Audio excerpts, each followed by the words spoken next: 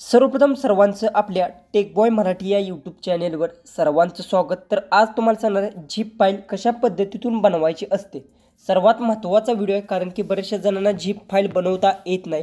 जसे की तुमचा एडिटिंग कॅटेगरीमधला व्हिडिओ जी की यूट्यूबवर चॅनल असेल, किंवा तुम्हाला समजा एखाद्या फोटोची जी की झिप फाईल बनवायची असेल, तर कशा पद्धतीतून तुम्ही बनवू शकता आजच्या व्हिडिओत मी सांगणार आहे। फक्त एकदम सिंपल आहे, फक्त विदाउट स्किप करता आजचा व्हिडिओ पहा म्हणजे तुम्हाला समजणार आहे। सगळ्यात पहिले तर आजचा व्हिडिओ हा इंटरेस्टिंग व्हिडिओ झाला आहे, त्यासाठी प्रत्येकाने एक लाईक करून टाका आणि तुम्ही चॅनलवर नवीन असाल तर आपल्या चॅनललाही सर्वांनी सबस्क्राईब करून घ्या आणि मला कमेंट्समध्ये सांगा तुम्हाला काय प्रॉब्लेम असेल तर।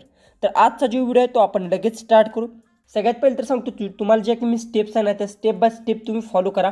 100% तुम्हाला सांगतो तुम्हाला झिप फाईल बनवण्याचा व्हिडिओ तुम्हाला सांगतो दुसरा कधी सगळं बघायची गरज नाही। अशा पद्धतीतून मी माहिती तुम्हाला देणार आहे। सगळ्यात पहिले तर तुम्हाला काय करायचं आहे, जी की प्ले स्टोअर आहे ते ओपन करून घ्या। एक ॲप्लिकेशन डाउनलोड करायचे आहे, तर इथे सर्चमध्ये जावा। जसं की समजा बघू शकता ही जी ॲप्लिकेशन आहे, मी इंटरनेट ऑफ आहे ती मी ऑन करून घेतो। तर इथे एक मी सर्च केला RAR, बघू शकता RAR ही ॲप्लिकेशन तुम्ही डाउनलोड करून घ्या आणि इथे रेटिंग सगळं तुम्ही चेक करू शकता। खाली बघू शकता एकदम जबरदस्त ॲप्लिकेशन आहे, यातून तुम्ही इझिली झिप फाईल क्रिएट करू शकता।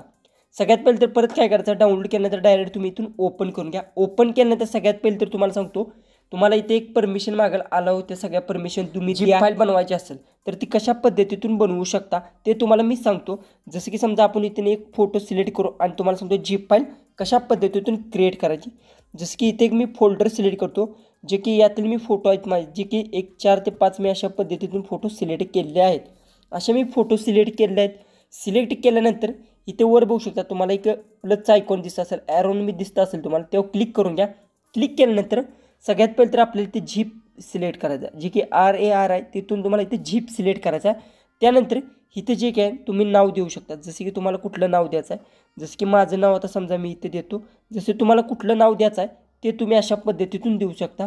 आणि त्यानंतर ओके करायचं नाही, तुम्हाला पासवर्ड लावायचा, त्यासाठी सेट पासवर्डवर क्लिक करा आणि इथे तुम्हाला काय करायचं कुठला पासवर्ड लावायचा। जसं की समजा माझा आता पासवर्ड मी एक इथं सेट करतो, जसा की माझं नाव आहे ते इथून मी अशा पद्धतीनं इथून शो जर केलं तर तुम्हाला पासवर्ड दिसणार आहे आणि इथून मी मोर अशा पद्धतीने तुम्ही जो तुम्हाला पासवर्ड लावायचा तो अशा पद्धतीतून लावू शकता। आणि हाच मी पासवर्ड थोडासा मी कॉपी करून घेतो, कारण की एक्सपोर्ट करताना पासवर्डची तुम्हाला गरज पडणार आहे। त्यामुळं ज्यावेळेस तुम्ही इथे पासवर्ड जो टाकचिला सर्वात इम्पॉर्टंट तो पासवर्ड तुमच्या लक्षात राहणं गरजेचं आहे। त्यानंतर ओके करून घ्या।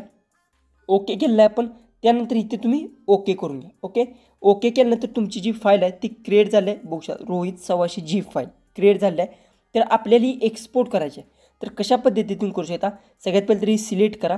त्यानंतर त्याच्यासमोरचा आयकॉन तुम्हाला दिसत असेल, जो की वर ॲरो दावला त्यावर क्लिक करून घ्या।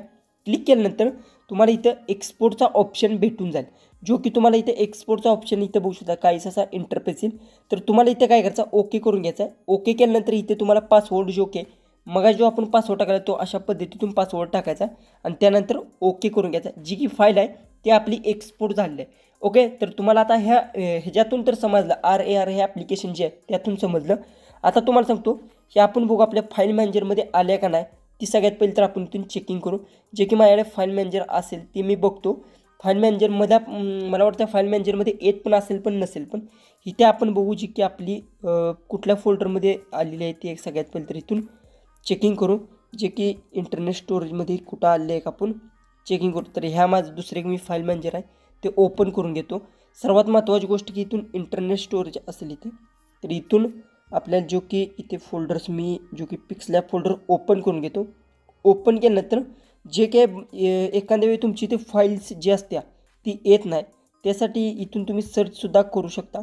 जे की आपण इथून बघू शकता रोहित सवाशे बघू शकता, जी की फाईल आहे मी एक्सपोर्ट केली आहे। ओके, तर बघू शकता रोहित सवाशे ही आपली फाईल इथं आलेली आहे, जी की फोटो आहेत ती मी एक्सपोर्ट केलेले आहेत। हा होता आजचा व्हिडिओ, आवडला असेल तर नक्की चॅनलला आपल्या सबस्क्राईब करून घ्या आणि शेजारची बेल आयकॉनही ऑन करा। आणि आजचा व्हिडिओ कसा वाटला सर्वांनी कमेंट बॉक्समध्ये नक्की सांगा आणि तुम्हाला काही प्रॉब्लेम असेल तर नक्की मला कमेंट्समध्ये नक्की सांगा।